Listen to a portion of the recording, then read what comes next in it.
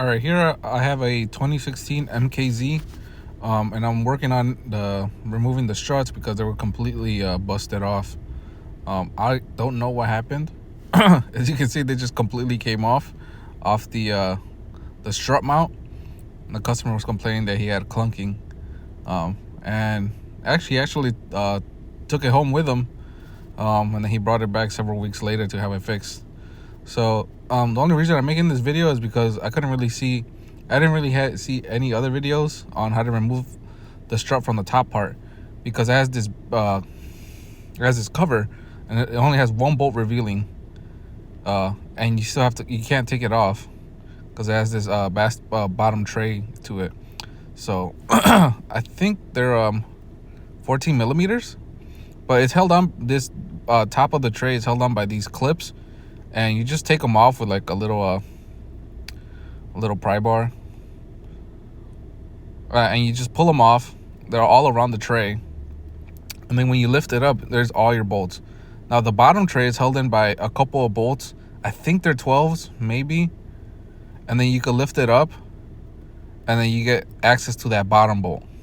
And then from the inside, you have access to the two other bolts for the strut. On this other side, it's a little more complicated. It still has these clips, and you have access to your two other bolts.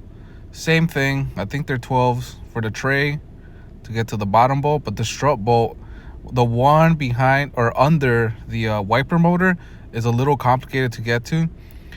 If you want, you can remove the wipers and then remove the wiper motor to make it more easier on you. I didn't want to do that because I don't want to mess with resetting the wipers.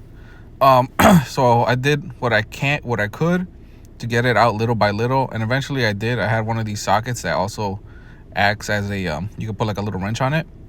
But like I said, if you want to, you can remove the wipers and then the whole tray just comes out. I believe they're 15 millimeter bolts.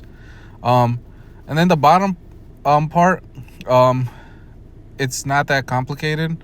I don't like doing these struts, but you have to disconnect the sway bar, take out the ABS sensor. All right. And then there's like a connection for the brake hose, I think, which is an 8 millimeter. And then the bolt size is a 15 for the strut. That holds the strut in. And then you have to remove the axle too, or not remove the axle, but the axle nut, which is a 32.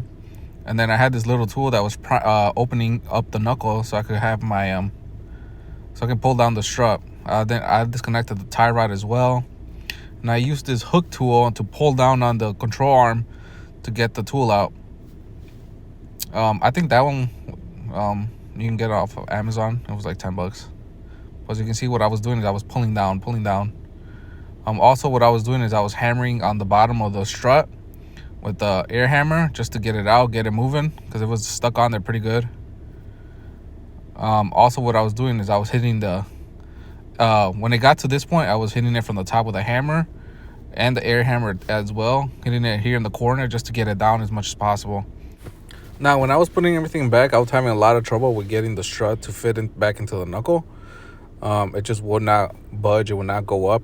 I was putting my my jack under it and trying to push it back in, but then when I did the other side, it went in a lot easier. But what I would recommend is put in the strut into the knuckle first, bolt it down, and then you can maneuver with another person, maneuver the whole assembly back up into its mounting.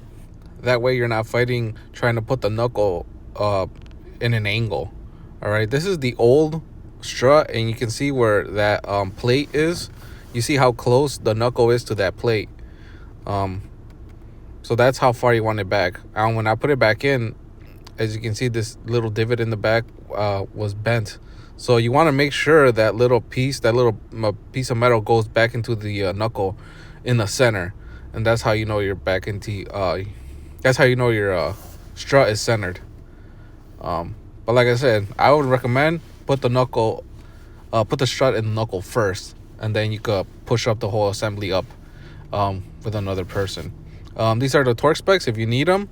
The only thing that I did not understand was the difference between lower strut shock mounting and strut center shaft.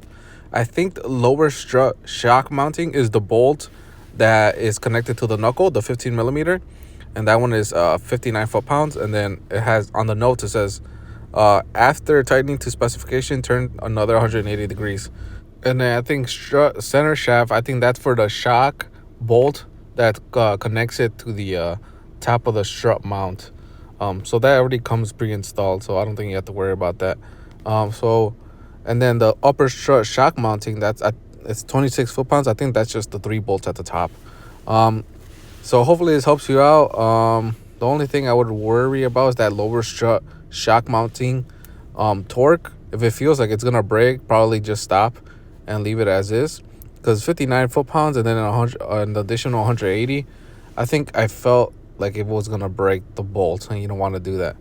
So if you can do the 59 foot-pounds and then get it another 180, that's good. But if it feels like it's way too tight and it's gonna break, just get it as tight as possible, I guess. Just make sure not to break it. So hopefully this helps you out.